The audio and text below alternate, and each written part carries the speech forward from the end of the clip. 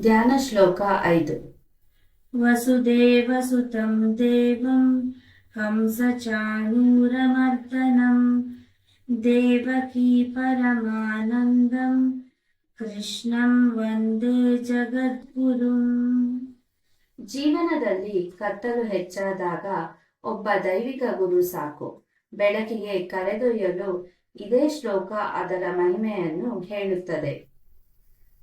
ವಸುದೇವನ ಪುತ್ರನಾದ ಕಂಸ ಚಾಣೂರರನ್ನು ಸಂಹರಿಸಿದ ತಾಯಿ ದೇವಕಿಗೆ ಅಪಾರ ಆನಂದ ನೀಡಿದವನನ್ನು ಜಗತ್ತಿನ ಗುರುವಾದ ಶ್ರೀಕೃಷ್ಣನಿಗೆ ನಾನು ವಂದನೆ ಸಲ್ಲಿಸುತ್ತೇನೆ. ದುಷ್ಟ ಶಕ್ತಿಗಳ ಮೇಲೆ ಧರ್ಮದ ಜಯ. ಕೃಷ್ಣನು ಕಂಸ ಚಾಣೂರರನ್ನು ಸಂಹರಿಸಿದಂತೆ ನಮ್ಮ ಜೀವನದಲ್ಲಿಯೂ ಭಯ, ಕ್ರೋಧ, ಅಹಂಕಾರ ಎಂಬ ಆಂತರಿಕ ದುಷ್ಟರು ಇರುತ್ತಾರೆ. ಅವನ್ನು ನಾವು ಸತ್ಯ, ಧರ್ಮ, ಶಾಂತಿಗಳ ಮೂಲಕ ಗೆಲ್ಲಬೇಕು.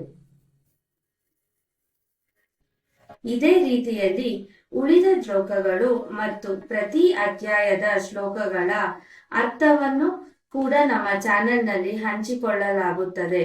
ಸಬ್ಸ್ಕ್ರೈಬ್ ಮಾಡಿ, ನೋಟಿಫಿಕೇಶನ್ಸ್ ಬಟನ್ ಆನ್ ಮಾಡಿ.